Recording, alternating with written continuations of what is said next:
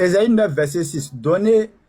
Quand un enfant nous est né, un fils nous est donné et la domination reposera sur son épaule. On l'appellera admirable, conseiller, Dieu puissant, Père éternel, prince de la paix. Verset 6. Donner à l'empire. Il va venir donner à l'empire de l'accroissement. Je veux savoir, quand Jésus-Christ est venu là, où est-ce qu'il a réalisé cette prophétie-là sur Israël? Où est-ce qu'il a agrandi Israël? Israël a été rétréci par les Romains. C'est en quel moment il a réalisé cette prophétie-là? Donc lui, il demande, cette prophétie-là s'est réalisée où? À quel moment Jésus a réalisé cette prophétie-là? C'est ça sa question. Donc si tu es prêt, tu as 3 minutes. Ok, 3 minutes, c'est parti. En tout cas, Cheikh Adam, moi personnellement, tu m'as bien eu. Hein. Voilà, tu m'as bien eu parce que si c'est avec ce niveau-là, et parce que moi je vais trier maintenant ceux qui vont lancer les défis. Hein. Je ne m'attendais pas. C'est-à-dire quelqu'un qui lit après le verset 6, d'autres versions, le verset 5. Ici, on dit donner à l'empire de l'accroissement et une paix sans fin au trône de David et à son royaume. L'affermir et le soutenir par le droit et par la justice. Dès maintenant et à toujours. 2 points. Voilà ce que fera le zèle de l'Éternel des armées. Il lit ça, il demande c'est où Jésus a donné à l'empire de l'accroissement. C'est-à-dire que je ne sais pas ces questions-là. Qui écrit ces questions pour vous envoyer même? Qui écrit les questions-là pour vous envoyer? La personne qui vous envoie par message là, il est méchant en fait. Cette personne est très méchante. Il ne finit même pas de lire le verset.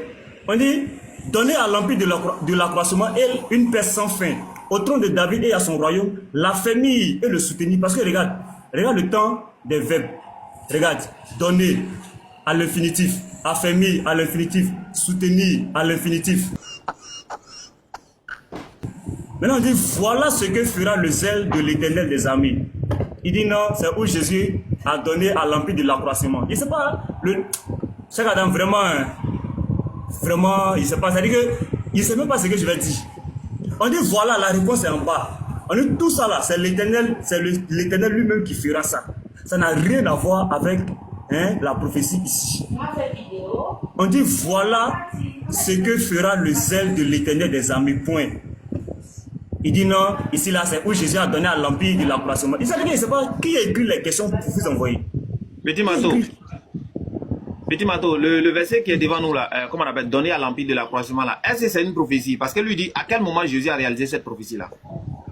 C'est pas une prophétie, c'est-à-dire que je ne sais pas comment te dire ça quoi, mais c'est quelque chose qui se fera et c'est l'Éternel qui est en train de dire. Maintenant quand il a dit là, cette prophétie qu'il a dit là, en bas il mentionne celui qui va le faire. Il dit voilà ce que fera le zèle de l'Éternel des armées. Donc c'est l'Éternel lui-même qui dit qu'il va donner à l'empire de l'accroissement une paix au trône de David. Ok, donc pour que la réponse soit claire, donc Jésus n'a pas réalisé cette prophétie-là, ou bien il n'a pas encore réalisé. Parce que lui il demande à quel moment Jésus a réalisé cette prophétie en fait. C'est ça sa question. Cheikh Adam, je dis ici là, cette prophétie ne concerne ni Esaïe, parce qu'on est dans le thème. Moi je suis dans le sujet. Le sujet, on est sur l'identité de ce fils, à cet enfant. Oui, ici, on nous parle d'une prophétie que l'Éternel dit que lui-même, il fera. Tu comprends? Ici, oui, voilà. Je comprends. En fait, lui, il demande... En fait, tu comprends pas. Regarde, lui, c'est... Attends, je viens. Lui, il dit c'est une prophétie. Sa question, il dit c'est une prophétie. Maintenant, il demande à quel moment Jésus... Il demande à quel moment Jésus a réalisé cette prophétie-là. C'est ça sa question, en fait. Ah, vraiment, c'est incroyable. En fait, c'est ça la question. Donc, il va te donner 1 minute. Et puis, lui, je vais lui redonner 1 minute également. J'ai répondu, je dis, lui qui va le faire là, l'Éternel des armées là. Ici, c'est écrit ici, je dis que c'est Jésus qui est l'Éternel des armées. Tu vas me demander, c'est écrit où? Comme on est dans l'Ancien Testament. Les réponses c'est comme cela. Voilà, donc, comme on est dans l'Ancien Testament. Ok, donc lui, il demande maintenant. À quel moment Jésus a réalisé cette prophétie-là. C'est ça la question. C'est ce que j'ai dit ici là. Il n'est pas question que cet enfant qui va venir là, il va le réaliser au même moment où le prophète Isaïe est en train d'annoncer. C'est une prophétie. Ça, c'est une prophétie. Donc la réponse c'est que Jésus n'a pas réalisé cette prophétie. Les deux prophéties, ça dit que sont différentes en fait. Donc Jésus n'a pas réalisé cette prophétie-là. Non, mais c'est ça en fait. Il faut une réponse. C'est-à-dire, soit il a réalisé, soit il n'a pas réalisé. Et puis, c'est clair, c'est ça en fait. Je ne sais pas, je vais expliquer ça comment même. Je sais pas, je vais expliquer ça comment même. En tout cas, on a besoin d'une réponse pour lui donner. Ça dit que à quel moment, il demande à quel moment. Je ne sais pas comment je vais expliquer, et puis toi tu vas comprendre. Non, moi je comprends. En fait, moi je veux que la réponse soit claire pour tout le monde. Il dit à quel moment Jésus a réalisé cette prophétie-là. Donc, du coup, si c'est une prophétie, tu dois dire oui, voilà le moment où Jésus a réalisé, ou bien non, il n'a pas réalisé. En fait, c'est ça la réponse au fait. Cher Adam, regarde.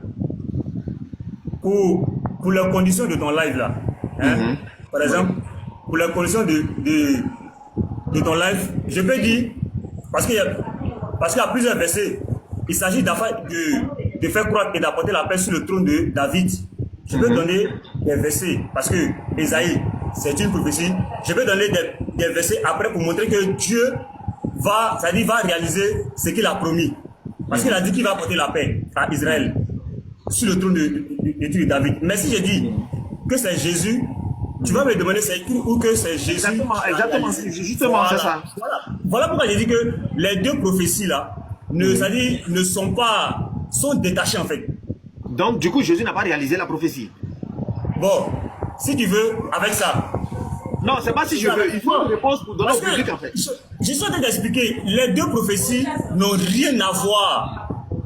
Oui, non, tu ne me comprends pas, Petit Mato. Regarde, tu ne me comprends pas. Attends, tu ne me comprends pas.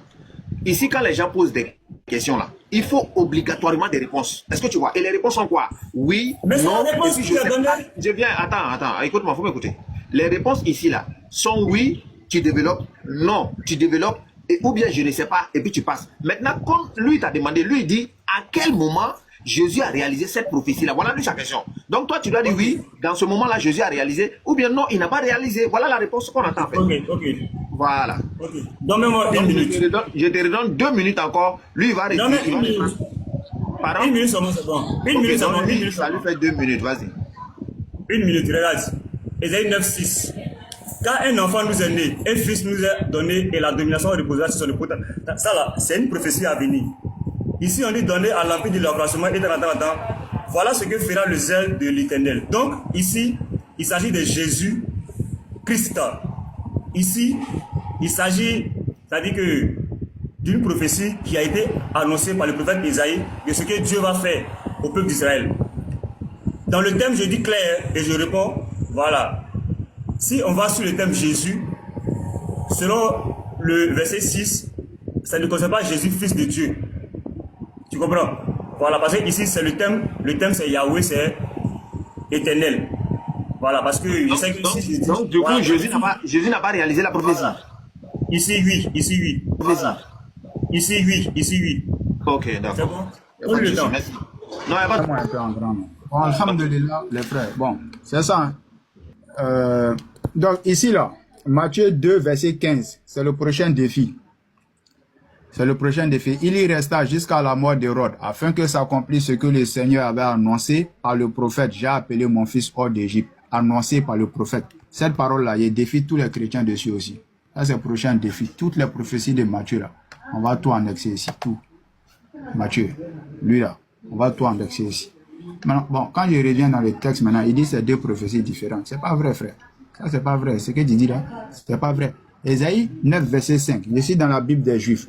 C'est qu'un enfant nous est né, un fils nous est accordé, la souveraineté repose sur son épaule, et on l'appellera conseiller merveilleux, héros divin, père de la conquête, prince de la paix. Son rôle. Hein? Enfin, c'est juste là pour te montrer que ça continue. C'est lui, de lui on parle ici là. C'est lui qui est là. Pourquoi tu as peur de dire que c'est Jésus aujourd'hui? Ah, depuis le début, tu dis c'est Jésus, c'est Jésus. On est dit de montrer. Tu vois, ça ne sert à rien de dire quelque chose qu'on ne peut pas soutenir au fait. Ça, c'est pas comme ça. Et à chaque fois, les débats seront organisés comme ça, sans problème. Il n'y a pas de problème. On va essayer de vous aider, Inch'Allah. Et comme j'ai dit, votre croyance sont basées sur ces textes-là. Et si ces textes-là sont faux, votre croyance, elle est fausse. Réfléchissez. Même si Petit Matthieu ici, il ne veut pas réfléchir, on appelle tous les autres chrétiens. Après, il guide qui il veut, mais Wallah, réfléchissez. Vos textes là, il y a beaucoup de problèmes dedans comme ça. Il y a beaucoup. C'est lui, c'est le même. Son rôle est d'agrandir l'empire, d'assurer une paix. C'est le fils là qui doit venir accomplir ça. Comme il sait. Pourquoi c'est dans la paix là, tu veux venir donner verset, mais tu ne peux pas donner ici. Quand tu dis ça ne parle pas de lui, mais quand on va dire prince de la paix là, ou bien d'assurer la paix là, tu peux donner verset. Parce que Jésus a dit, je vous laisse la paix, qui n'a rien à voir avec les versets où il a dit, je ne suis pas venu apporter la paix. Mais ça n'a rien à voir. Les deux paix là n'ont rien à voir. Ici là, la paix dont il s'agit ici là, ils sont à une période de guerre. Va lire Ésaïe 7, verset 1, jusqu'à Ésaïe 9 à la fin. Ils sont dans une période de guerre. Ils ont besoin d'une paix. La paix que tu connais, la crise qu'on a eu en Côte d'Ivoire, on avait besoin d'une paix. C'est de ça qu'on a besoin. C'est pas salam alaikum là, c'est pas ça. On avait besoin d'une paix réelle. Et la paix réelle est venue avec qui? C'est venu avec Ézéchias. C'est Ézéchias qui est venu avec ça. Moi, je te montre ça ici. Il me reste combien de minutes? 1 minute 25. Ésaïe 36. La 14e année du roi Ézéchias, Sanchérib, roi d'Assyrie, monta contre toutes les villes fortes de Juda et s'en empara. Et quoi? Et il s'en empara. Et qui a libéré? Qui a libéré? C'est Ézéchias qui a libéré. C'est Ézéchias. Il ne sait plus, je ne sais pas si... Ézéchias, il a fait quoi? Les dieux de... Où sont les rois? Ézéchias. Voilà. Ézéchias, il prit l'arrêt de la main des messagers et la lut, puis il monta à la maison de l'Éternel et la déploya devant l'Éternel à qui il adressa cette prière. Éternel des armées, Dieu d'Israël, assis sur les chérubins, c'est toi qui es le seul Dieu de tous les royaumes de la terre, c'est toi qui as fait les cieux et la terre.